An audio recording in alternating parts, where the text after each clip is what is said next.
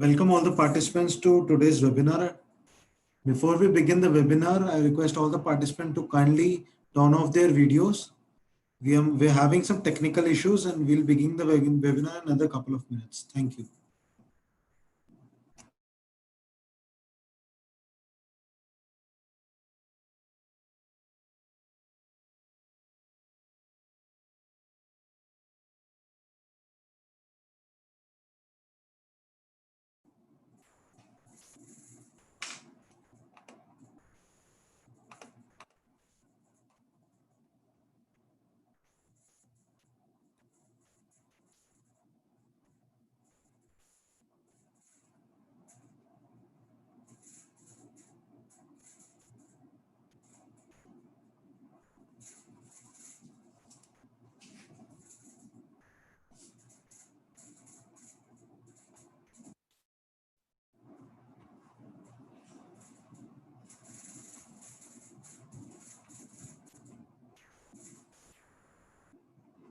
A very good evening, all the participants who have joined us today's webinar through the Zoom portal or through live streaming.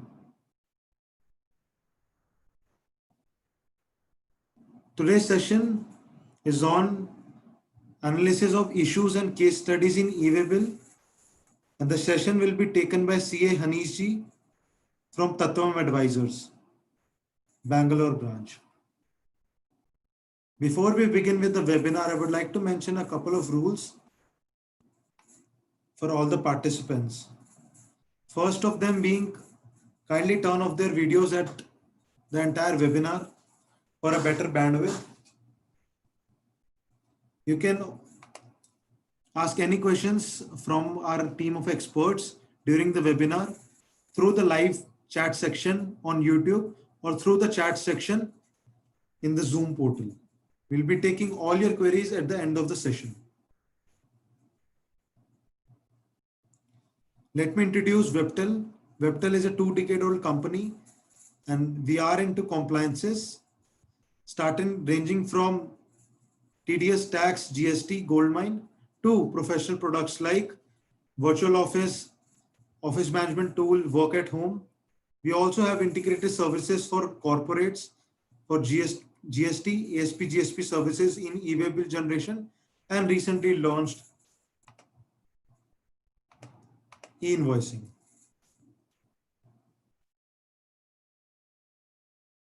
As I already mentioned, Webtel is an ASP GSP for all your GST needs. So for more information about Webtel's product, you can visit www.webtel.in. So it is my pleasure to introduce today's speaker, C. Hanish ji from Tattvam Advisors. C. Hanish ji has over 10 years of post-qualification experience in handling indirect tax matters.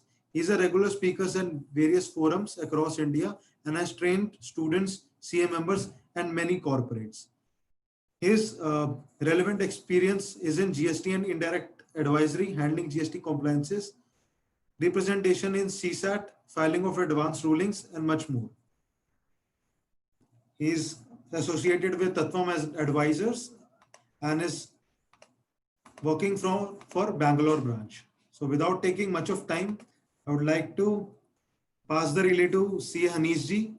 C. Hanish ji, can you hear me? Yes, I can hear you. Thank you very much for your kind words. Sir, I request you to kindly share your screen. I'll do that, yes.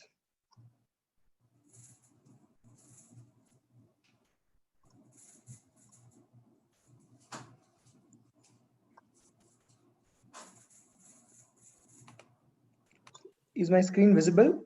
Yes, sir, absolutely, sir. Okay. Good evening, everyone. My name is Hanish and I'm going to take you through some basic provisions of eWaybill and also look at certain case studies or typical issues which we come across when we are trying to discuss about eWaybill. Okay. So we'll go with very basic provisions to start off with. Okay. First is, if I am and be very careful about whatever words we are using here, because in the case study, that is what we are going to discuss or check whether I have satisfied all the conditions, and am I required to generate a e-way bill or not? So the first provision is, if I move the goods through a motorized conveyance, okay, and the consignment value of those goods exceeds 50,000 rupees, then I am required to generate a e-way bill. Okay.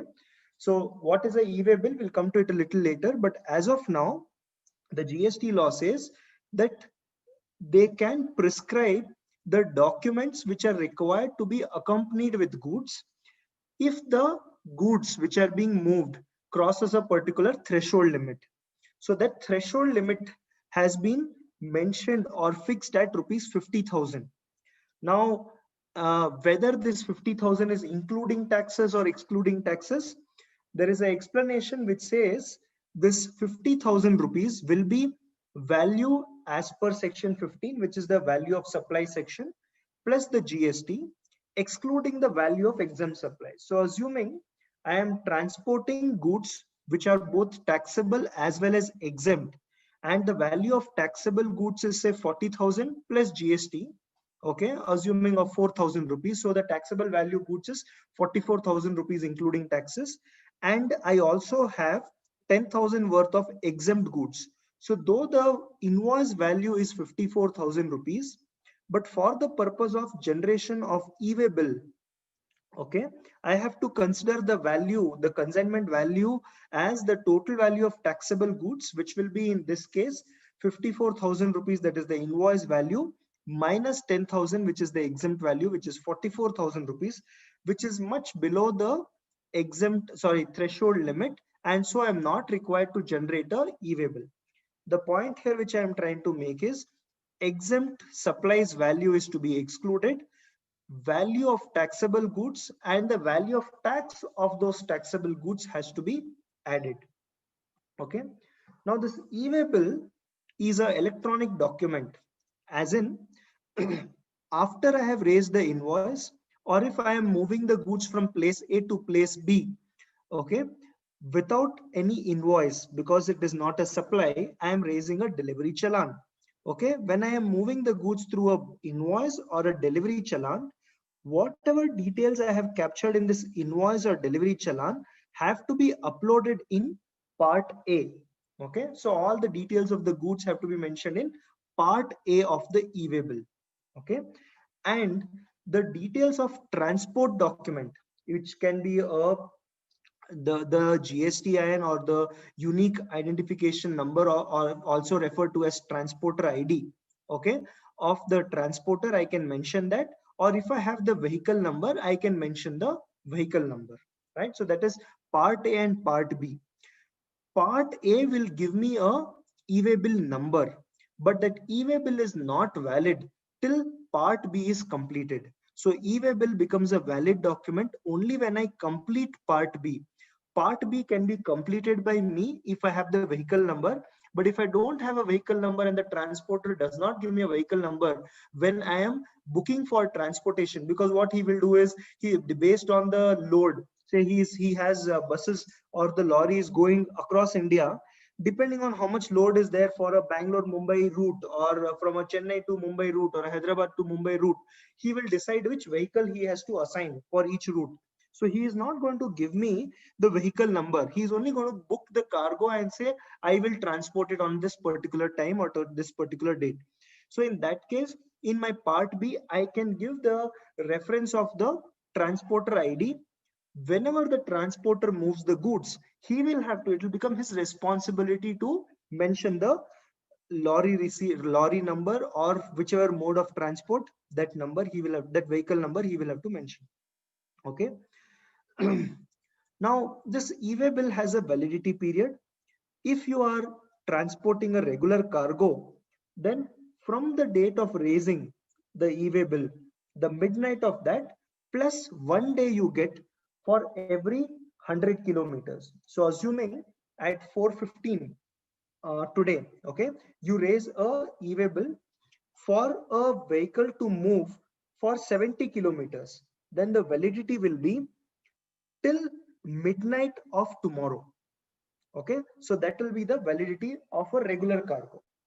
if it is a over dimensional cargo, and there is a definition available of what is a over dimensional cargo.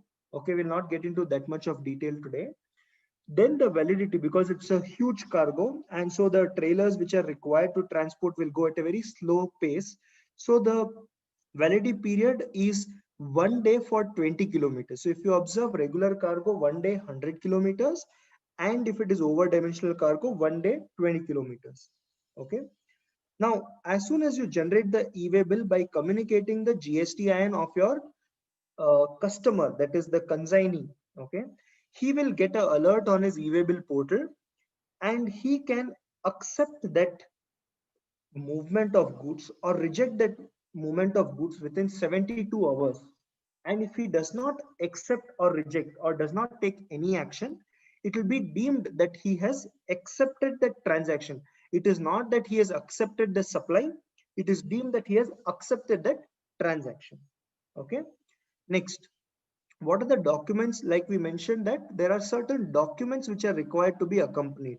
So one is e-way bill, and second is a invoice or a delivery challan. If it is movement because of supply, then an invoice. If it is a movement not because of a supply, then it is delivery challan. Example could be, if I'm selling goods to my customer, it will be an invoice. But if I'm sending goods to my job worker, then it is not a supply, so it becomes a delivery challan.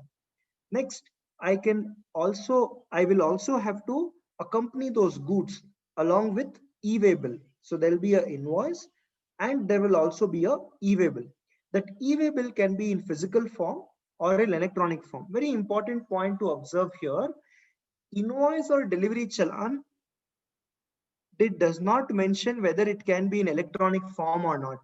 But e-way bill specifically, it can be in physical form or in electronic form. In fact, the FAQs goes to the extent of saying, as long as the e-way bill number is available with you and you are able to give that e-way bill number to the officer, that is sufficient. But that is missing in invoice and delivery challan. So does that mean every time the invoice also has to be in a physical form and it cannot be in electronic form? That is one of the case studies I have for all of you. Then if you are importing goods, okay, then you may not have an invoice, a vendor invoice or a tax, GST tax invoice. In that case, the goods should be accompanied by bill of entry. Okay. Now, if you have one document, then only one e-way bill can be generated. What I'm trying to tell you here is, recently a validation check was introduced on the e-way bill portal, where if I have one invoice, I've already generated an e-way bill against that. Then after that, I realize I have made some mistake in that invoice. I change that invoice with the same invoice, but retain the invoice number. Now I will not be able to change my e-way bill. Once e-way bill is generated, part A cannot be. I can hear some noise in the background. Can you mute yourself, please? Right. Okay. Thank you. Now, if you try to generate the e-way bill with the same invoice number, then the system will not allow you to generate the e-way bill, because once that document number has been registered against a GST number, then uh, and uploaded on the e-way bill portal, then the e-way bill portal will not allow you to generate another e-way bill with the same document reference. Okay.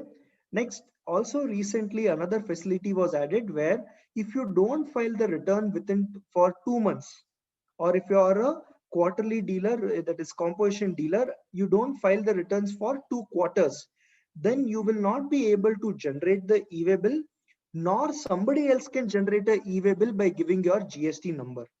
Okay, so the e-way bill gets blocked.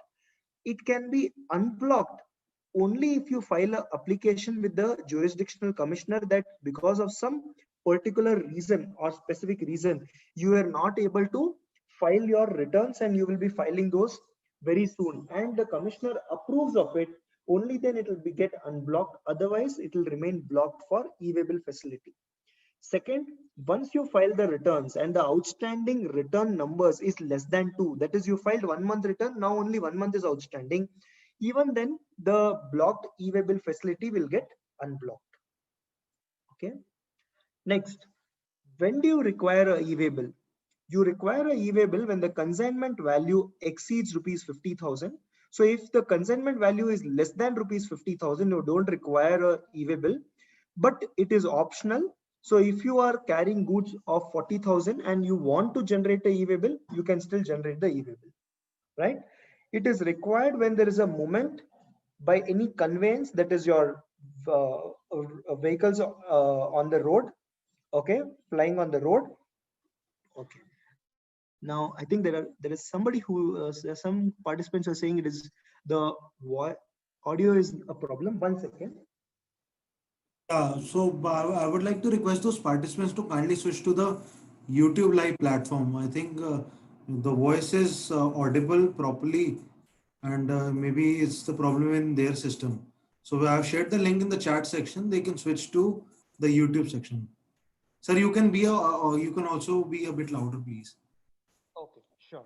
Yeah, Now I think it will be a little better because I am very close to the laptop yeah, mic, yeah, sir. right? Okay, right. So now when is the e-way bill required to be generated? When I'm moving the goods by way of a conveyance, or by air, or by railways, or by a vessel, that is a ship or a boat. Okay. Next, e-way bill is also required to be generated when there is interstate movement of goods for the purpose of job work, irrespective of the value. So even if the value is less than 50,000 rupees, I will have to generate a e-way bill. Even if the value of the goods being sent, sorry, is less than 50,000 rupees. Okay. And section 23 allows for exemption from registration for certain handicraft goods. In that case, the person, though he is exempt from getting registration, but if he transfers the goods, in that case he will have to generate a e-way bill for all the interstate movements, irrespective of the value. Okay. If I am purchasing goods from an unregistered dealer and the value of those goods exceeds 50,000 rupees, then also I will be required to generate a e-way bill. Now, if I'm a transporter who has received goods which are all less than 50,000 rupees, but the aggregate value is 50,000 rupees, then to the extent it relates to interstate supplies, I will have to generate a e-way bill. Okay. Cases where I am not required to generate a e-way bill. If I am moving the goods through non-motorized conveyance, so if the goods are moving through a bullock cart, okay, I don't have to generate a e-way bill.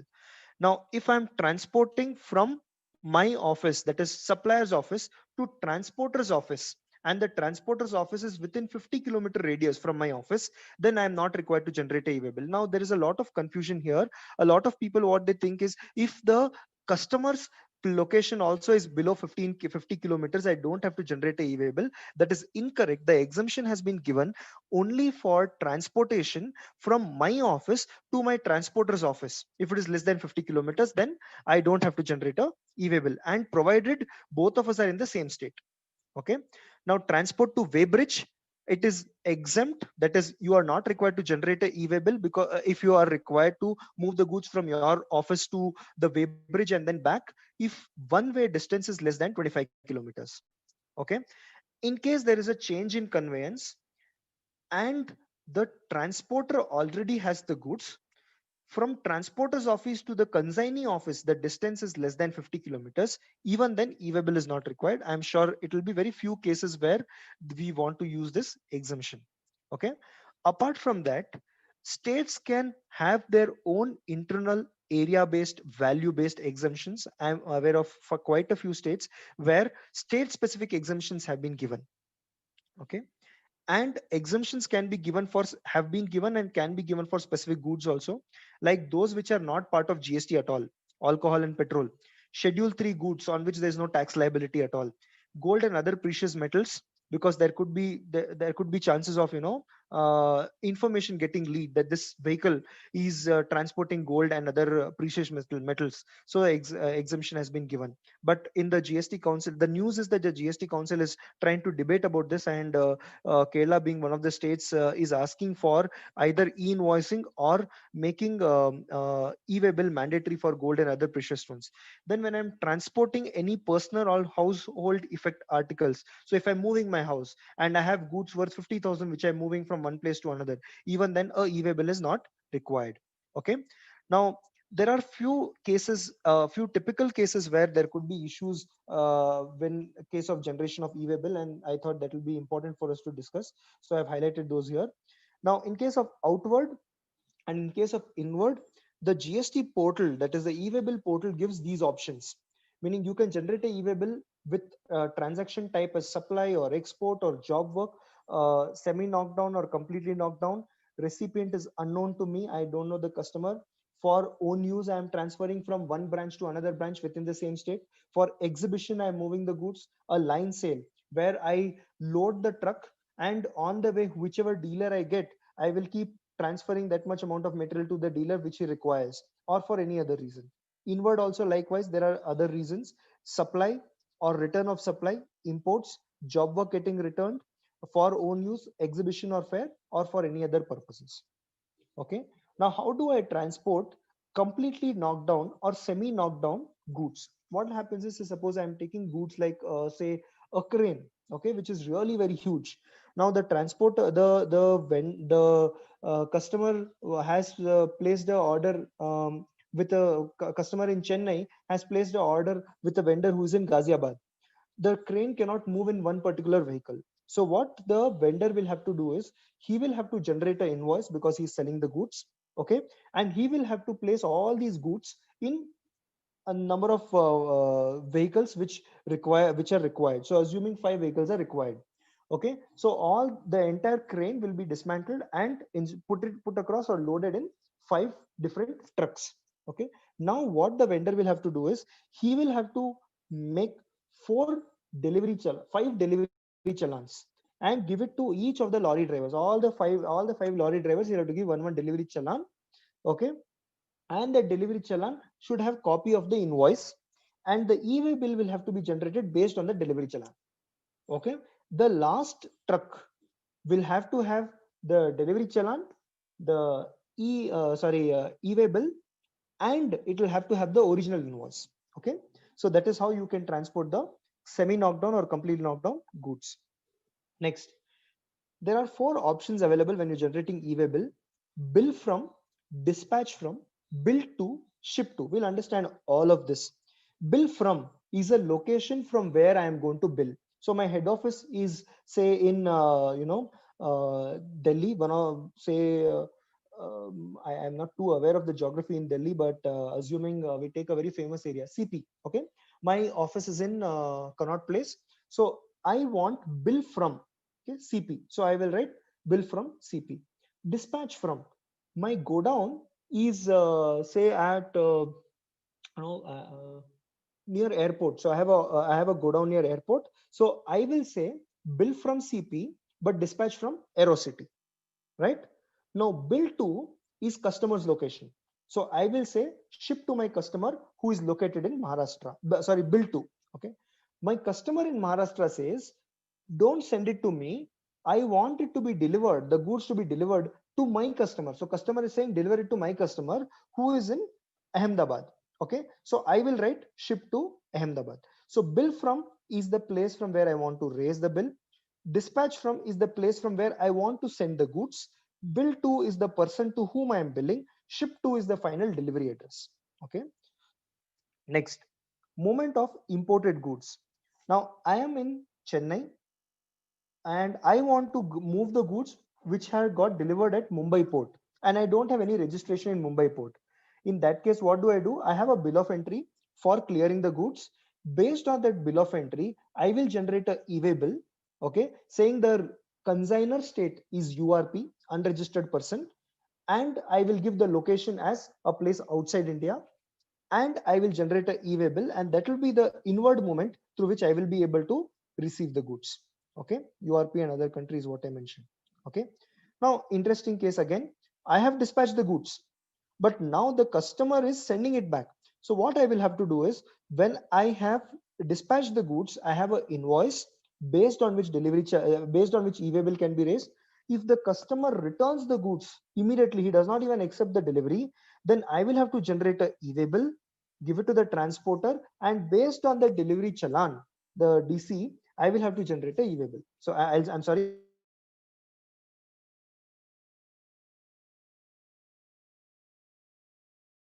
here. When the Hanishji, goods you are, are muted. Can you unmute yourself once? yeah, now is it better? Yeah. Okay.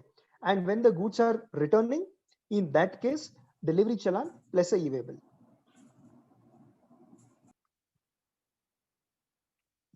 Now, another point which I want to highlight here is, say, suppose I am taking the goods on rent. The value of the goods is more than 50,000 rupees, assuming I have taken a laptop on rent and the value of that laptop is more than 50,000 rupees. But the rent which the vendor is charging me is only 5,000 rupees, and he is dispatching this laptop to my office. All right. So now is e-way bill required or not? The value of supply here might be 5,000 rupees. Okay. But the e-way bill is required for movement of goods. Okay, for movement of goods, and the value of goods is more than 50,000 rupees. So e-way bill will be required, though it is a service transaction. So the underlying transaction can be service. The invoice will also be for service, but because it is movement of goods more than 50,000 rupees, e-way bill will be required to be generated. Okay, right. I have few questions here, so I am just okay. I'll try covering those questions in a Right, while. sir. Yeah. Right, sir. Okay. Sir, I think we can take question in the collaborative way Right. post the session. Sure. Yeah. Perfect. No problem. Right. So amendments in e-way bill. When can I amend whatever data has been updated on my e-way bill? I have generated my part A. I don't know the vehicle number. So I can assign that e-way bill to my transporter by giving the GST number or the GST ID of my transporter. That is one of the ways in which I can amend my e-way bill. Second, if say suppose I want to assign to one transporter, but he is not ready to, I have already assigned, okay, and he is not able to transport the goods, but he has not mentioned his vehicle number. In that case, the e-way bill is still under my control and I can assign it to another transporter. But when the e-way bill has already been validated by the transporter, now he wants to assign it to some other transporter. In that case, he can assign by mentioning the GST ID of that other transporter. So in that way also, I can modify the part B by moving the e-way bill from one transporter to another transporter. If there is a change in conveyance, then I can update my e-way bill and mention the, say suppose from Chennai to Mumbai, a huge vehicle has to go. Okay, but then again, once I reach Mumbai, the roads are really very narrow, so I want to change to a smaller transport vehicle. Okay, then in that case there is a change in conveyance, or because there is a breakdown of the original vehicle, I want to change the transport vehicle. In those cases, I can use the option to update my conveyance. Fourth important thing is, if I generate a e-way bill, I am entitled to cancel that within 24 hours. After 24 hours, I will not be able to cancel the e-way bill, right? In exceptional cases, if I'm very close to the validity period and the validity period might get expired and I want to increase the validity, I can ask for increase in validity by going to the GST portal again, and I will have to mention the reason for asking for increase in validity. This could be because of breakdown, because there was a lockdown and I could not move to the city, move into the city, or because there is a law and order condition because of which I'm not allowed to enter because riots are going on. So if I am able to justify why I want to extend the validity, in those cases also I can amend the e-way bill. If you observe, in all these cases, I was able to only change the validity period and I could only change the transport vehicle number. I cannot change anything other than that. So whatever has been filled in part A relating to delivery challan or invoice, that I will not be able to amend. Okay. Next, in case there are minor errors, then these have to be looked into, not as a serious offense. What are those minor errors? 6 errors have been identified and have been notified. If there is a spelling mistake in the consignor or the consignee name, but the GST number is correct, or if I have made some error in the pin code, and because of error in pin code, it does not lead to increase in validity of the e-way bill, then it is a minor error. I have not given the exact address of the consignee, or the document number, there is a out of whatever number of digits are there, up to 2 digits there is a error. Okay, or HSN code up to 2 digits there is a error. Vehicle number up to 2 digits or character, error is there. Anything beyond that will not be treated as a minor offense and will lead to the highest penalty, which we are going to discuss in this next slide. Okay. Now, this is the procedure. I'll not bother you with this procedure. These are the forms which are applicable, how they will stop the goods, they will record the statement, then they will conclude the inspection proceeding, file a physical verification report, issue the order, issue the penalty, how you can furnish a bond. So all these are the forms which are available, MOV 1 to MOV 11. I'm not going to bother you with all these aspects, technical aspects. Okay. Now, what if you don't generate a e-way bill, or if there is an error in the e-way bill? If you don't generate a e-way bill, or if there is an error in the e-way bill, and you are the owner of the goods, then you will have to pay 100% tax and 100% penalty of the tax amount. So that means if you are moving any goods worth 1 lakh rupees and the tax on that is 18,000 rupees, and you have not generated e-way bill, or if there is any error in the e-way bill or the documents which you are carrying along with the goods, then you will have to pay 18,000 multiplied by 2, 18,000 being tax and 18,000 being penalty. So you will have to pay 36,000 rupees. Okay. But if goods are exempt, one second. But if goods are exempt, then you will have to pay 2% of the value of the goods, or 25,000, whichever is less. Okay. Now, if the owner of the goods does not come forward, in that case, the penalty gets increased. If you observe, it is 100% of the tax plus penalty at the rate of 50% of the value of the goods less the tax paid. Okay. So earlier the penalty was 18% into 2, that is tax plus penalty. Okay. Here the second case, it is not 18%, it is 50% of the goods. Okay. So if the owner does not come forward, all right. Now, if you don't want to pay penalty because you believe that you have a very strong case, then you can furnish security in the form of bond and bank guarantee. So the goods will be released and an order will be issued. You can file an appeal against the same. But if you don't make the payment, or if you don't furnish the security, then the goods will not be released. So you cannot say, okay, you issue the order and I will fight it out, and then if the case is against me, then I will pay the amount. No, it will not work that way. If you have to release the goods, you have to make the payment, or you have to furnish the security in the form of bond or bank guarantee. Okay. Now, if you don't make the payment within 14 days, what happens? Because goods are lying at the check post, okay, and you have not paid within 14 days, then the goods will get confiscated. Confiscation proceedings can be initiated against you. So what happens in confiscation? The property itself gets transferred to the government, and they can sell and recover their dues. Okay, this was some background I wanted to give you as far as e-way bill is concerned. And now I would like to discuss some case studies with you. So what I've done is I have kept the case study as standard. There is one person called D Limited. He is registered in the state of Delhi, and he has got an order for supply of 10,000 shirts to his customer who is located in Chennai, C Limited. The value per shirt is 900 rupees. And because the value of this shirt is less than 1,000 rupees, the GST rate is 5%. If you look at the ready-made garments rate, if the value of the garment is less than 1,000 rupees, then the rate is 5%. Otherwise, it is 12%. Okay. And the total consignment value, 900 multiplied by 10,000 is 90 lakhs. And he has to pay a GST of 4.5 lakh rupees.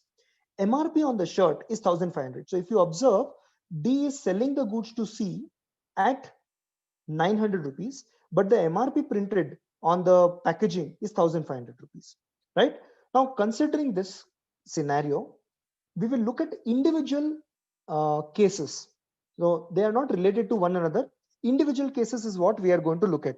So if some of our friends here are chartered accountants, you will see that in costing paper, we'll have a problem. There will be some facts, and there'll be question number 1, 2, 3, 4. Question number 1 is independent of question number 2. They are not linked. Okay. Likewise, here also, this first condition is, or the situation is not at all linked to condition number 2. What is common is only the first 3 lines which are mentioned in the case study. Okay. Right. Now, goods are being loaded in the truck outside the factory of D Limited. So D Limited has manufactured those 10,000 shirts, and the goods are getting loaded. The GST officers come near the factory, because there's no concept of check post now. Every place can be treated as a check post or a mobile check post. The GST officers come and say, look, the goods are ready for movement. You are loading it, and e-way bill has to be generated before the commencement of the movement. you are ready to move. It is before the commencement. Please give me copy of the invoice and e-way bill. But D says, I have still not generated the e-way bill and I have not generated the invoice. Okay. Now, what do you think can be the implication here? If you look at the law very closely, it says e-way bill has to be generated before the commencement of the movement. When they use the word before the commencement, that means I am ready to commence, but I am just holding on to it for a second or two or for some reason, but I am ready. Okay. But here is a case where the goods are still getting loaded. The vehicle is not ready for commencing the movement, and hence the request of the officer to give the copies of the invoice and e-way bill at that particular point of time is totally incorrect. In fact, you will observe in a lot of practical cases that I have to move certain goods, but I don't know whether it will fit in one vehicle or I will require help of two vehicles. So what I will do, I'll keep loading to the extent it comes in one vehicle. Then I will generate an invoice, because I cannot raise invoice and then again cancel that invoice and raise two invoices because the goods are not fitting in one transport. And I cannot start raising a e-way bill without knowing how many shirts are going to be accommodated in one truck. Okay, so only when the loading is complete, I will know, okay, in the out of the 10,000 shirts, 5,000 shirts have come in lorry 1, 5,000 in lorry 2. I have to generate two invoices or one invoice with two delivery challans, and then two e-way bills I have to generate. So now when the process of loading is going on, I cannot say that the goods are ready for commencement, and because the goods are not ready for commencement, so I am not required to raise a e-way bill and an invoice at that particular point in time, right? My friends, you will appreciate that. I hope you are not thinking that this very, basic question which I'm asking, and why am I even creating issues out of this loading the truck outside the factory. Trust me, my dear friends, I have seen a lot of cases, and all these case studies, majority of the case studies are not theoretical. I have seen this practically, and I have seen notices being issued, and I have represented against the department for all these notices. Some where there are genuine mistakes, some where there are mistakes intentionally by the taxpayer, and there are some where there is interpretation issue which the department wants to play around and levy penalty. Okay, right. Let's go to issue number 2. Again, forget issue number 1. We'll go to issue number 2. D Limited has raised invoice. They also generated e-way bill, and scanned copy of both the invoice and the e-way bill was given to the transporter by a WhatsApp message. So on the WhatsApp message, I have forwarded to the transporter. The goods are on the way to the customer's location in Chennai. The vehicle were intercepted, and the officer is asking for original invoice in physical form. Like we observed in the background, the provisions only create an exception for e-way bill, which can be electronically available. For invoice, that exception is not available. So the officer is now asking, invoice, there was no exception. You give me the invoice in physical form. Otherwise, I am going to issue a notice seeking penalty. Here, though the GST law does not allow for electronic form of invoice, but we have to go to Information Technology Act. The Information Technology Act says, notwithstanding anything contained under any law for the time being in force, if you are required to furnish certain documents, it will be treated that you have furnished those documents, even if those documents are produced electronically. So if I give the documents electronically, still it will be treated that I have given those documents or furnished those documents. So even though the GST law does not allow me, but because of a notwithstanding clause contained in the Information Technology Act, I will be able to give the invoice electronically, even on a WhatsApp, even on a mobile phone, right? Okay. Third, the officer has verified the goods, the invoices, and the e-way bill. Now he believes that the goods are undervalued because 1,500 worth of goods are being dispatched at rupees 900. So he thinks that 600 cannot be a margin for shirt. So the goods are getting undervalued. So he wants to levy penalty. My dear friends, the work of a check post officer or the work of the officer who has intercepted the goods is to check whether the goods are accompanied by the invoice and the e-way bill or not. He cannot assess whether the value of goods is correct or the rate of tax is correct. There are umpteen number of examples in the VAT law and one or two cases in the GST also, where they say you don't have jurisdiction to check what is the value of the goods. As long as all the other ingredients required in the GST law are satisfied, you will have to let go of that vehicle without sitting in judgment whether those goods were liable to tax, whether those goods are above 50,000, less than 50,000, or it is at MRP or at a discounted rate. You cannot sit on judgment. Okay.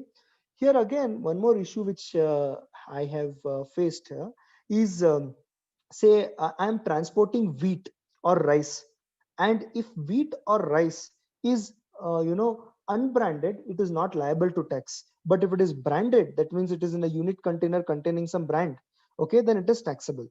The issue here is, say I had some 10 or 15 jute bags which had the name Ganesh or 555 mentioned on that. What I did, I wanted to transport this from one place to another place. I filled in this bags with that wheat or rice, and I am moving the goods. The officer is now saying that, look, you are moving the goods under a particular brand and you have not generated an invoice because you're moving under a bill of supply, and so penalty will be applicable. Now here again we can use this logic and say, look, you cannot sit on judgment whether it is brand or not. Your job is to see whether the goods are accompanied by proper documents. The argument of the officer is, for me to check whether proper documents are correct or not, I will have to check whether the goods are taxable or not. Because if it is taxable, I require a tax invoice. If it is not taxable, then bill of supply is sufficient. There are 3-4 cases which are being fought, and some cases have reached the High Court. Maybe we'll have to wait for the decisions to find out whether the e-way bill might be required or not. Okay. The fourth issue which I want to present before you is the officer has verified the goods, the invoice, and the e-way bill.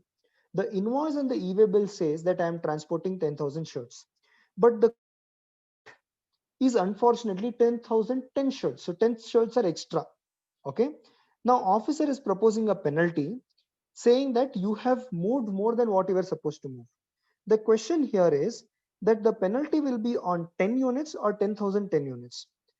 Ideally, it should be only on 10 units because 10,000 units have goods, have have invoices and has e-way bill.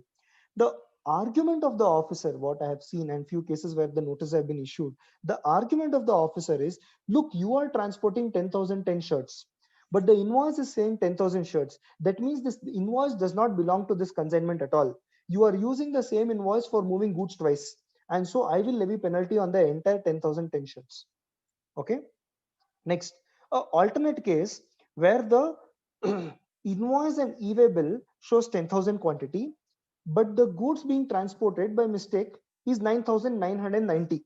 Maybe on the way 10 shirts, fell or something happened because of which there is 10 units short. Here again, the officer, our contention will be, look, even though I am transporting 9,990 goods, I am paying tax on 10,000. So you should be happy about it.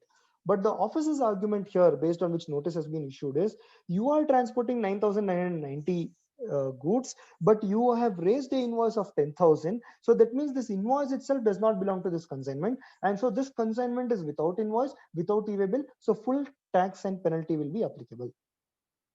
Okay. Next, the case study I have repeated again. Case number 5. Now, C Limited, Chennai, okay, has not filed his return for more than a year. Because he has not filed the return for more than a year, his e-way bill facility has been blocked. But he is continuing to do business, and D Limited has got an order from C Limited. So he is dispatching the goods, but when he wants to generate the e-way bill, he mentions the GSTIN of C Limited. It says blocked. Okay, so he's not able to generate a e-way bill. So what D Limited does, he mentions URP, unregistered person, in the e-way bill and says this is the customer to whom I am sending the goods. The officer intercepted the goods and said, you are dealing with somebody who is registered, but you have mentioned URP. And second, once his facility of e-way bill is blocked. He cannot do any business and you are doing business with him. So I am going to seize the goods. Here the Kerala High Court came to the rescue of the assessee and said, look, e-way bill might have been blocked, but all the documents have been produced by C Limited to prove it is a genuine transaction. So this order which you are passing will have to be dropped. Okay, so the courts have held that merely because the other person is blocked from raising e-way bill does not mean somebody else cannot send goods to that other person, right? Okay, next. Assuming the goods in question are exempt and are being transported without e-way bill, can the officer detain the goods and levy penalty for movement of goods without e-way bill? Now again, if we observe, we said if the consignment value is more than 50,000 rupees, excluding exempt supplies, then e-way bill is required. But apart from e-way bill, I am also required to move the goods along with a bill of supply. If I don't move the goods along with a bill of supply or delivery challan, e-way bill may not be required. But if these two documents are not there, in that case, okay, e-way bill might not be there. But if these documents are not there, even then penalty can be proposed against me. But the officer cannot ask for e-way bill. So e-way bill is not required. Other documents are required. And if I fail to produce the other documents, in that case, I will be liable for penalty. Case number 7. Okay. The lorry driver whom I have appointed is new and he is not familiar with the route. And when you come to South India, you would have seen all the signages are in Tamil, are in Telugu, are in Kannada, Malayalam. Then it becomes really very difficult for a North Indian to, read those signages. And hence he reached a place. So he had to reach place A. He reached place B in Chennai, which is exactly opposite. Okay. So now the officer's question is, you had to go to place A in Chennai. You have reached place B and there was no reason for you to come to place B when you had to deliver the goods to place A. Why did you come to place A? That means that you are moving the goods for some other reason to some other location. So I am going to issue a notice and demand penalty from you, right? In that case also, there are judgments both the side. Okay. One judgment said, and so all of it have to be established by facts. Okay. In one of the judgments, the courts have held that merely because the vehicle was found at some other location cannot be the reason for levying penalty when all the documents which are required under the GST law have been presented before the officer.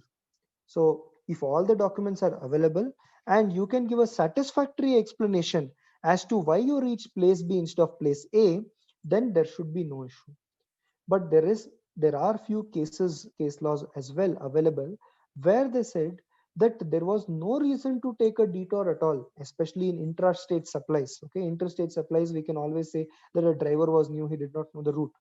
But in case of intrastate supplies, when he is supposed to go to location A from the vendor's location, and he is found in location B, which is far away from location A, and though there was a direct route available, there was no, road was jammed or road was under construction or no other reason is available, and he is found at location B, which is exactly in the opposite direction of location A, then the officer has a right to question that transaction.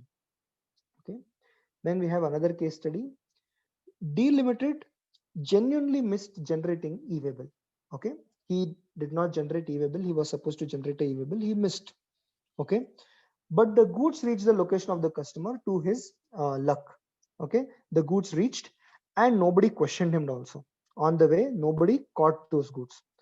Now, once the goods have reached, after 2 months, can the officer say to the recipient, look, you have received these goods, you have received the invoice also, you have taken the credit also, but where is the e-way bill? So can the officer issue notice on the ground that the e-way bill was not generated, even though the movement of goods has terminated? If you observe, my first question started with commencement of movement And the last question in this case study ends with termination of the movement. Okay. Now, I would believe here the jurisdiction of the officer is limited to commencement of movement, termination of movement. His jurisdiction is only this. After this is over, he cannot step back and say, look, you have received the goods. You were supposed to get a e-way bill because the value of the consignment is more than 50,000 rupees. And so I am going to issue a notice levying penalty.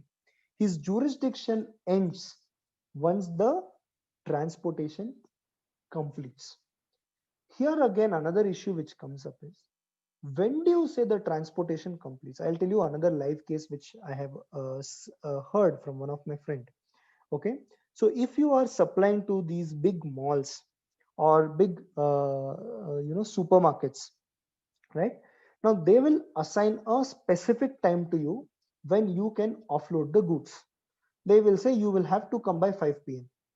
Now, obviously, if it is a road transport or any mode of transport, we cannot ensure that we reach at that particular point in time itself. We cannot reach at 5. We might reach at 5:40, 4:40, 55, or 5:5. Okay, or maybe 2-3 hours delay or 2-3 hours early, but we may not be able to reach at the exact time. Now, in one of the case, what happened when this person was supplying goods to a supermarket, he was allotted the time at 5 p.m. Okay, he reached there at 6 p.m. Now the supermarket said, look, as of now, there is no place. You wait, you will have to wait for 1 or 2 hours. And as soon as there is a place available for you to offload the goods, I will allow you to come in and offload these goods. In the meantime, this e-way bill expired. All right, so he was waiting for 2 hours, 3 hours, 4 hours, and the e-way bill expired. Now the lorry is waiting there, and the officer came there and said, please show me the e-way bill. The lorry driver showed the invoice and the e-way bill, and the e-way bill had expired. The officer said, you are moving around with a expired e-way bill, and so I am going to issue a notice. Now here again, we will have to knock the doors of the High Court or a forum, appellate forum, and say, look, because of business conditions, all right, that e-way bill has been expired.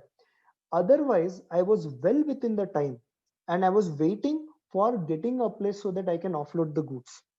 Otherwise, during the moment, entire journey, I always had the e-way bill, and I have given that also. It has expired just minutes ago or hours ago. All right. So that could be the defense based on which we will have to present our case. And I'm sure that the High Court or the tribunals are going to take a lenient view on this. Okay. Another case which I happen to come across is, 1 second, I'll just tell you.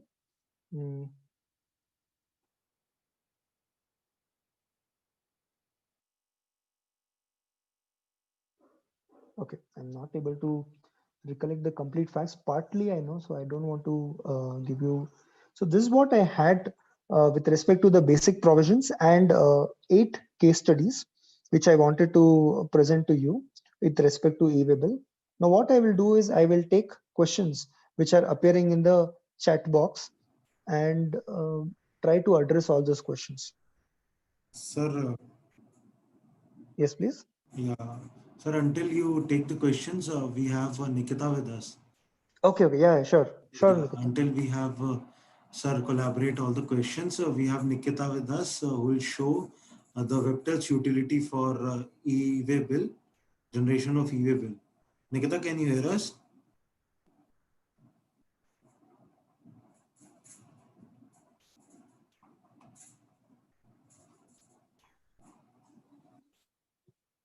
Nikita?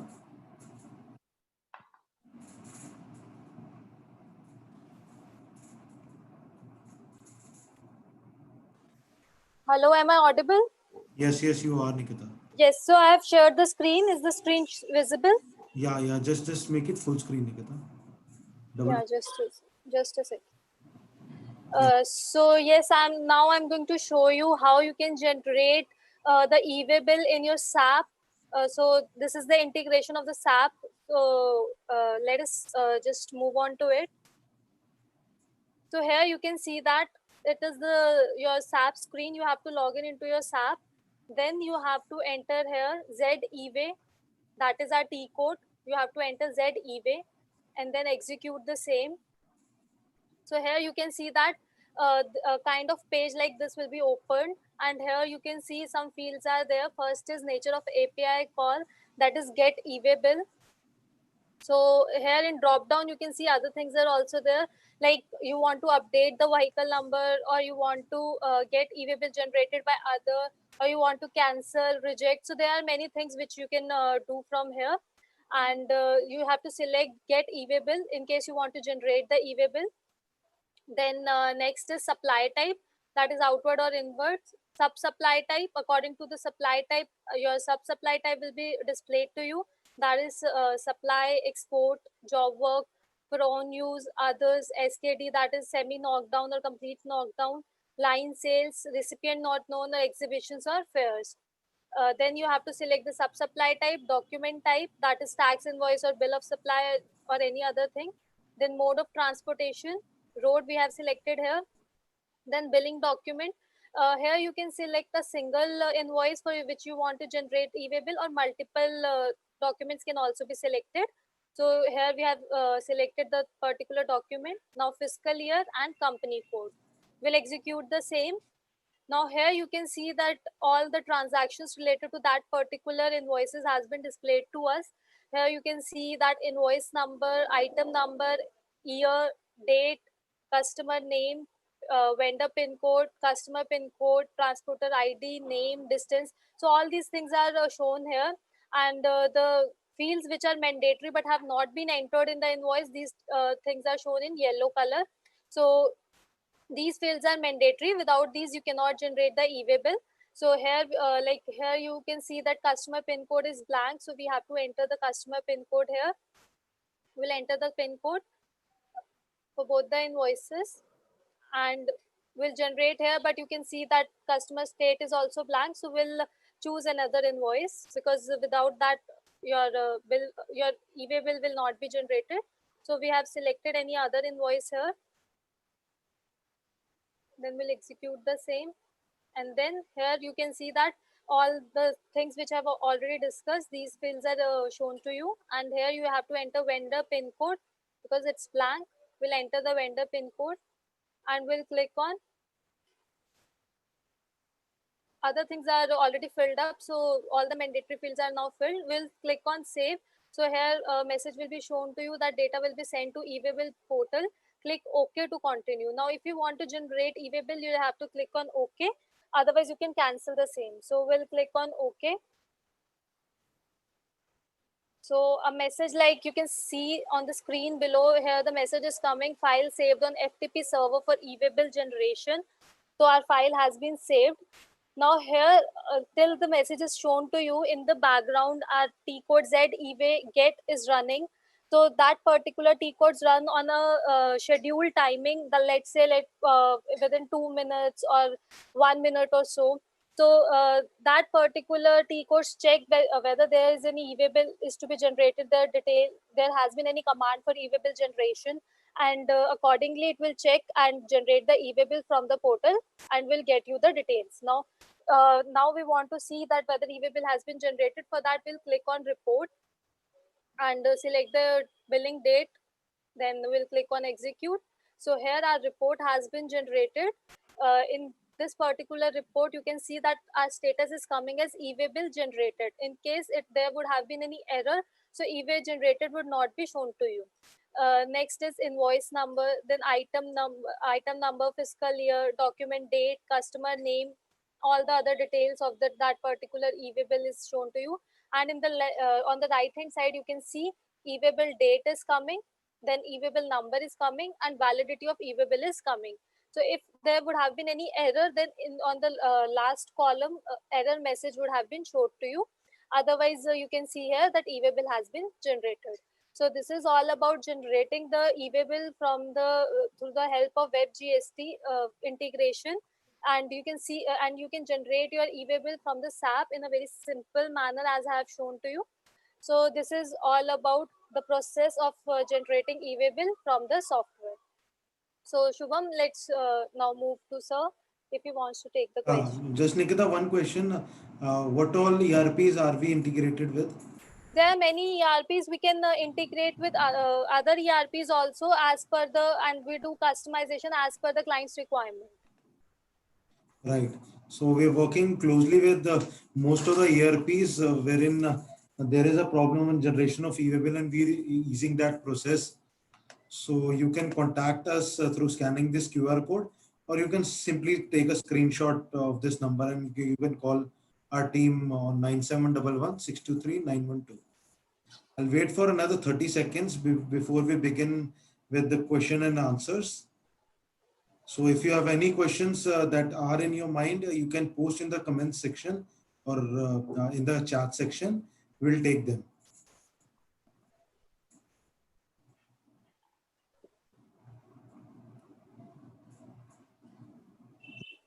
So over to Hanish ji, sir. I think most of our audience is waiting for you to hear about their doubts. Right. Thank you again. I have made a note of all the questions, and quite a few interesting questions have come up, and I would like to take that in a sequential way. I have also taken into account two questions which have come on the YouTube portal also. Right. So first question is, keeping in mind the validation check of invoice number on the e-way bill portal, what if a single invoice is raised for goods which needs to be transported in multiple vehicles? Right. So there are two options here. Very simple option, but not practical, would be that raise two invoices or multiple invoice based on the number of vehicles which are being transported. But that may not be the possibility, and that is why you have asked this question. So again, you will have to follow the CKD SKD route only, where what you will have to do is you will have to generate delivery challans for the number of vehicles through which the goods are getting transported, and the e-way bill will have to be generated based on these delivery challans. Okay. Second is how to regenerate same document number if e-way bill expires. Unfortunately, that facility is not available. If you have already given the invoice number or the delivery challan number and generated the e-way bill, and the e-way bill has expired, then the only option available to you is to extend the validity of the expired e-way bill, but you cannot regenerate the invoice. Regenerate the e-way bill based on that same document number. Okay. Maybe what you could do is you can ask your customer to generate the e-way bill, because for his GST number, this invoice number is unique, right? So you can ask your customer to generate the e-way bill in that case.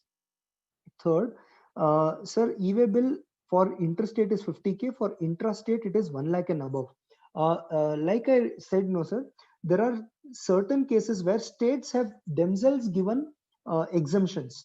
What I was talking about is excluding those exemptions. So one state might have given 1 lakh, one state might have said for these goods, e-way bill itself is not required if there is intrastate movement. So different states follow different practice. I am following the CGST law because we have people who are hearing from across the length and breadth of the country. So we will look at only the CGST law and the notifications under the CGST law. But for any specific exemptions, you will have to go to the specific state law, right? Whether e-way bill is required if company personnel is carrying goods for installation. If it is value more than 50,000 rupees, then even those goods which are to be installed at customer location will require a e-way bill. Whether e-way bill is required if goods are moved by personal vehicle. Now, whether it is personal vehicle or it is public vehicle, public transport, e-way bill is required as long as it is motorized vehicle through which you are transporting the goods more than 50,000 rupees. Okay. I'll tell you a very interesting story which happened when I was working with one of the GST officers, okay, on a case relating to fraudulent invoices. Now there, how to identify whether the invoice have been fraudulently raised or not? One of the way would be to check whether the goods have been received or not. Now, how to check whether the goods have been received? Because there will be invoice, there will be a e-way bill, there will be that person has paid the money to me, GRN is there. all the proofs which you can think of. Vehicle is there. There will be a camera which will be recording that this vehicle had entered our factory, but the camera where the goods were getting offloaded, that camera was not working or CCTV was not working. So all proof is available. Now, what in this case we did is we checked the e-way bill number through which we generated the e-way bill on the government portal and saw the vehicle number. Now, this vehicle number, this particular e-way bill, there was a transfer of 50 tons of iron. Okay, so this vehicle number, when we use the eVahan website and put this vehicle number, it turned out to be Activa. So on a Activa, 50 tons of iron was transported. In one case, a bus, a BMTC bus is also referred to as a bus which is run by the state government in Karnataka, right? Using the BMTC bus, that is the government bus, 50 tons of iron was transferred from one location to another location. Now, these are few cases based on which we were able to identify that this is a fraudulent transaction. Okay. Now, customer is in another state. So I'm assuming customer is in state B. I am not in state where customer is. Okay. I sold item to customer. He collects personally and then carries to other state. Am I supposed to issue e-way bill? If you have not commenced that moment, it is not your responsibility to generate e-way bill. Now the responsibility is on the customer. He will have to generate the e-way bill if it is required.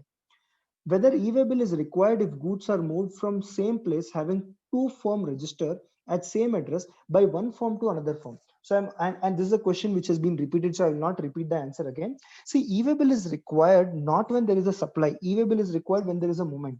Now, if I have the same address or if I'm in the same building and the goods are moving from location A, first floor to second floor by way of lift, there is no movement of goods by way of transportation through a motorized conveyance, and so you're not required to generate a e-way bill. Okay. Okay, same question again. How to send goods to unregistered person? When you want to generate a e-way bill, you can mention URP, unregistered person, and generate the e-way bill and send it. Bill to ship to, when is it applicable? Bill to ship to is applicable when you are billing to a particular person and his address is different from the place where you're delivering the goods. So the classic case could be like you want to buy something on Flipkart to gift it to your friend. It will get billed to you, okay, but it'll get shipped to your friend's place because you want to gift to him. Okay, what is the distance per day? If it is regular cargo, 100 kilometers per day. If it is over dimensional cargo, 20 kilometers per day. If I choose bill to ship to, what GST should be levied? Not relevant to our topic, but the thumb rule, GST will be based on bill to address. So if I am in Bangalore, I have billed to Chennai, but shipped to Bangalore. Though the goods are not going outside the state, but because the bill to address is Chennai, it will be a IGST transaction. Thumb rule. There could be exceptions around it, and this is not the right forum or discussion point here at this particular point in time when we are talking about e-way bill. But thumb rule is bill to will decide whether it is an intrastate transaction or an interstate transaction. When I sell goods of rupees 50,000 to UP state, is e-way bill required? No, it is less than 50,000 rupees, so e-way bill is not required. Due to lockdown, halls are not available now due to festival. I want to sell my goods, that is garments, outside the industrial estate in Tempo. Then how to generate e-way bill and what are the documents I have to keep with Tempo? Excellent. This is called line sale. So what you will do is when you are sending the goods, okay, in the morning, or you're dispatching the goods in a Tempo in the morning, you will have to generate a outward e-way bill by choosing line sales. Okay. And at the end of the day, you will have to close that by way of a delivery challan saying that these many goods were sent out, 1,000 units, and 500 have come back. So that means 500 have been sold, which have to be corroborated by a invoice. Okay. Is there any option for bulk e-way bill extension? There is on the portal also, GST portal also it is available, but a little cumbersome. So ASP, GSP like Webtel will be able to help you generate the invoices in bulk. If vendor refuses to refuse the goods received, then how to generate e-way bill? Like I mentioned, the invoice will go along with the outward supply, but you will have to generate a delivery challan and get back the goods by generating a e-way bill using the delivery challan. Now, I think this next question is with respect to 10,000 goods being transported on invoice, but actually the goods being sent is 10,010. Now, sir's question here is, if 10 shirts were sent on sample basis, then what happens? Even if it is sent on sample basis, it will have to be mentioned on the invoice or a delivery challan or a bill of supply, because you're giving it free. Okay, some document will have to be mentioned, and that has to be corroborated with what are the goods available in the lorry. Up to 10 kilometers, no e-way bill is required. Again, this could be a state exemption where you are located, but across the country, all the states have not adopted this. So this may be only a state exemption, not a countrywide exemption. What about caterers and mandap decorators, where value of goods and category cannot be ascertained? I think what sir is trying to ask here is that if I'm a caterer and I'm going to some particular place, I'm doing catering, and I don't know what will be the value of the supply because I don't know how much is going to be consumed. See, the GST is applicable on value of supply, but e-way bill is based on movement of goods. If the movement of goods is more than 50,000 rupees, then you have to generate the e-way bill based on a delivery challan, because here there is no invoice which is getting raised.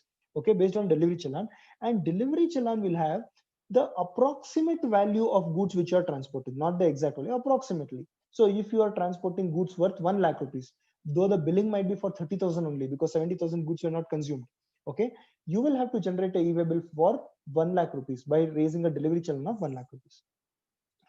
Whether we have to mention the GST rate and amount when the goods are dispatched to delivery challan to a job worker. Very interesting. If you look at the requirements of generating a delivery challan, it says taxable value, but it says for tax rate and amount of tax only if it is a supply. So if it is a delivery challan other than by way of a supply, in that case the GST rate and amount is not required. I believe that delivery challans does not require a GST rate and amount. Okay, seller and okay, same question. Whether invoice sent over WhatsApp can be regarded as invoice as per IT Act? Yes, it can be.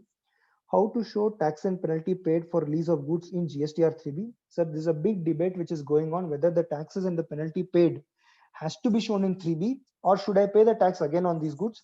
On this forum, suffice to say, you don't have to show it in 3B. Okay. Movement of goods in the same building, I've already covered that, so I don't want to cover that. I think I've got few more additional questions.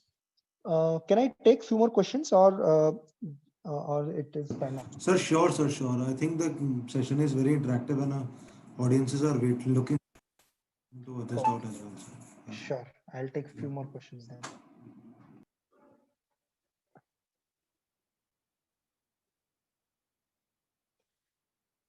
If e-way bill raised with mistake, can we cancel this and raise a new e-way bill with the same document number? Yes, you can raise when you have cancelled the e-way bill, then you can raise the e-way bill with the same invoice number or document number. Whether e-filing of appeal is available on the portal, I don't think e-filing of appeal is available on the portal as of now. What is the movement of goods in multiple vehicle? I have already covered that, so I am just skipping that question because we have lot of other questions.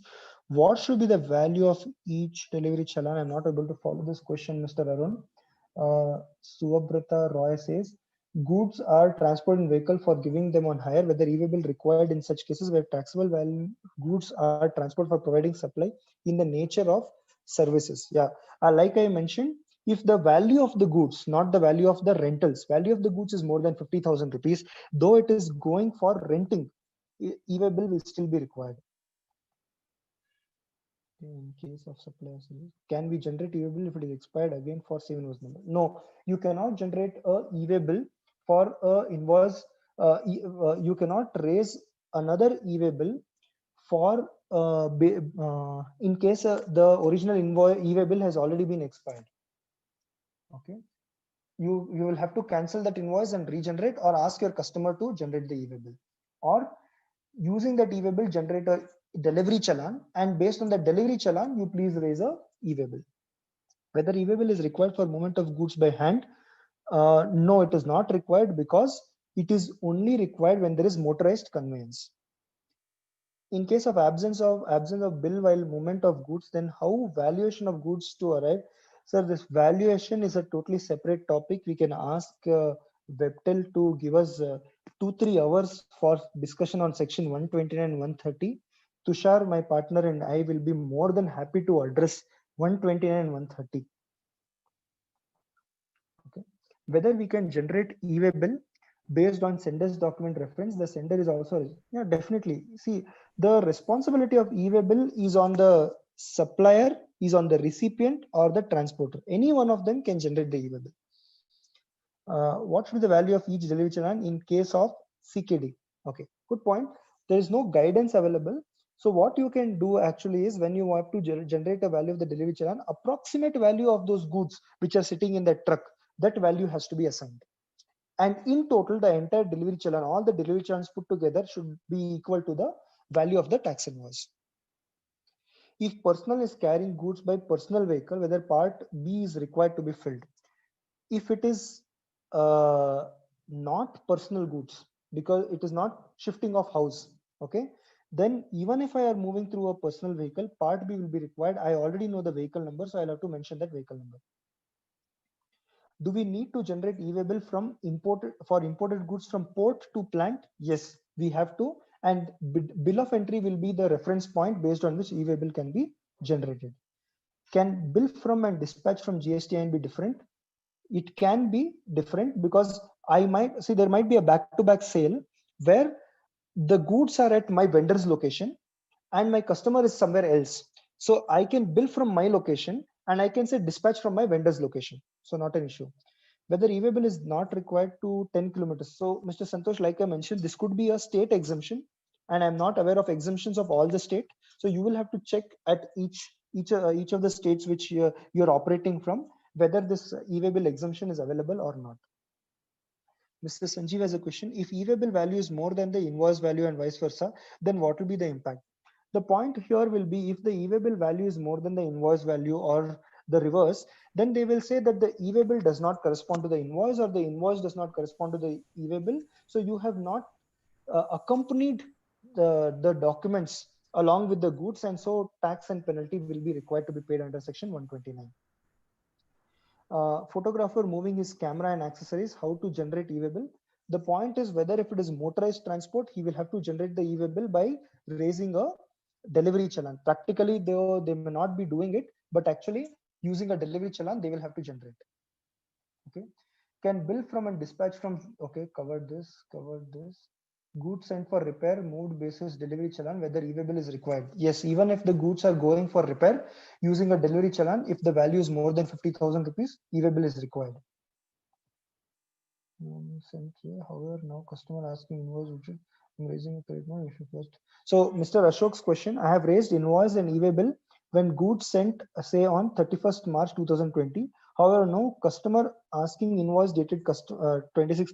I might not want to answer this question, because you cannot change the invoice date. Invoice date is governed by the GST provisions and not by the requirement of the customer. So I may not be able to give you a answer on this, sir. Mr. Rajesh has a question. If invoice is below 1 lakh, but supply is, say, same customer 10 bills and totally it's more than 10 lakhs, and place of supply and delivery is same, 100% all of us know what you are trying to do by breaking up the value of invoice. Please don't do that, otherwise unnecessarily you will get caught. In NIC tools for SZ customer, the state code states as other countries, is it correct? Whereas in a GSTR1, the state code is relevant state code. I don't think anything here is correct, wrong, or whatever. Whatever the portal accepts at that particular point in time, use it and get done with it, because just a code and does not impact the taxability.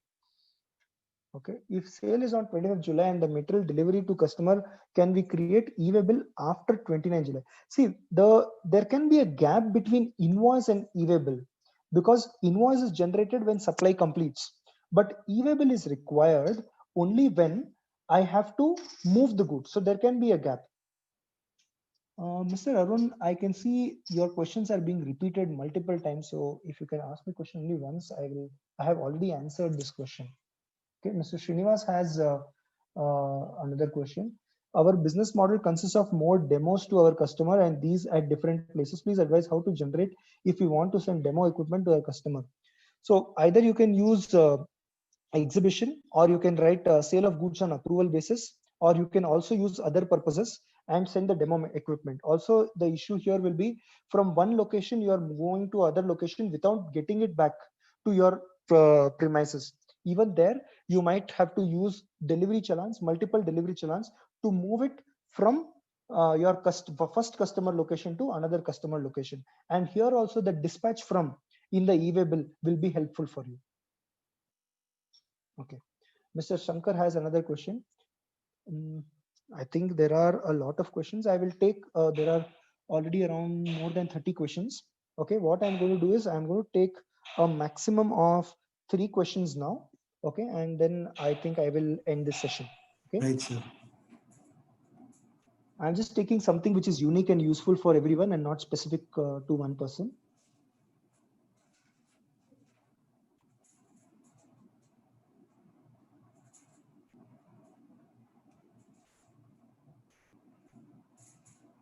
Whether we can prepare e-way bill based on our job work invoice, or we have to generate a DC to return the goods to our customer. See, when you generate a job work invoice, then that will be only for the value of supply service, which will be 10 rupees, 20 rupees, 30 rupees per unit, or maybe 500 rupees per unit. But the value of the goods might be in lakhs or crores. Okay, here e-way bill again is a requirement based on movement of goods and not the eventual supply. So the value to be captured in e-way bill will be the value of goods and not the job work. So the reference will be to the delivery challan and not to your job work invoice. Okay. Now Sanjeev has a very nice question.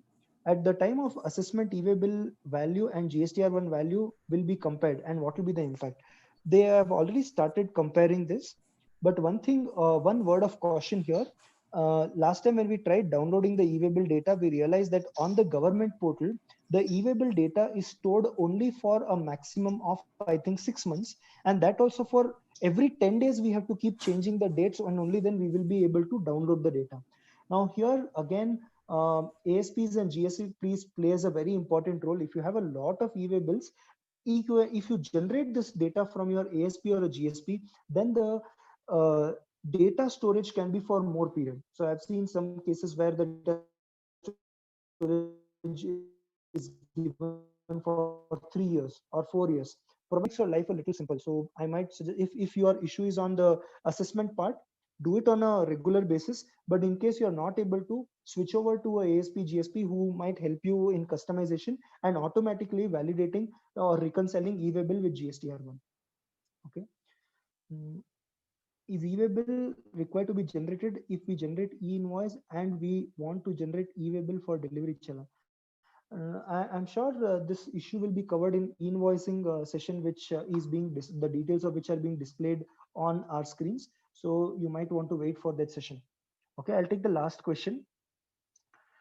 If material supplied to transporter place and customer take from that transporter place, then e-way bill what to be mentioned? If material supplied to transporter place and customer takes the delivery from the transporter, then e-way bill what to be mentioned? So here, if you want to continue the same e-way bill, then then your customer might ask you to update the vehicle number, his vehicle number, and you can continue the e-way bill. But if he takes the delivery and he moves it on his own, then your role ends. He will have to raise a delivery challan, inward delivery challan, and based on the delivery challan, he will be able to generate the e-way bill, or inward also with your invoice number, he will be able to generate the e-way bill. Right? So yeah, I think I'm sorry if I was not able to take all your questions. It is a very nice session. We will be I'll be sharing my PPT with Webten, with the organizers. They will be sharing the PPT to all the registered participants. Sure, my contact details are mentioned. I may not be able to take your calls, but just send your email and definitely I will be more than happy to reply to all your emails. Right? Right. Thank you very much for inviting me to this session. Thank you. Thanks a lot. Presentation, and the session was insightful. I've been receiving various messages congratulating on the flow of your presentation. It was really smooth, and I think a big number of participants are still here with us. Shows how kept you engaged, right? So moving further, we have a webinar on e-invoicing day after tomorrow, that is on Friday from 4 p.m. to 5 p.m. So here is an exclusive invite to this webinar. We'll be talking about the implementations and the practical issues uh, in e-invoicing. For this, you can register at the link mentioned below, or you can simply scan this QR code, which is in front of your screen. With this, I would like to thank all the participants and also Team Tatvam Advisors, especially CA Hanish ji, who is from Bangalore, Team Tatvam Advisors. And Tatvam Advisors are the legal firm. They have a pan-India client base and are the leading firm when it comes to GST and indirect taxes consultation. So thank you once again, Hanish ji. And we are glad that you came to our platform. My pleasure, sir. Thank you. Thank you. So thank you all for joining in. And in case you need to register for upcoming webinar, you can simply scan this QR code. With 30 seconds from now, we'll be signing off. Thank you so much and have a nice day.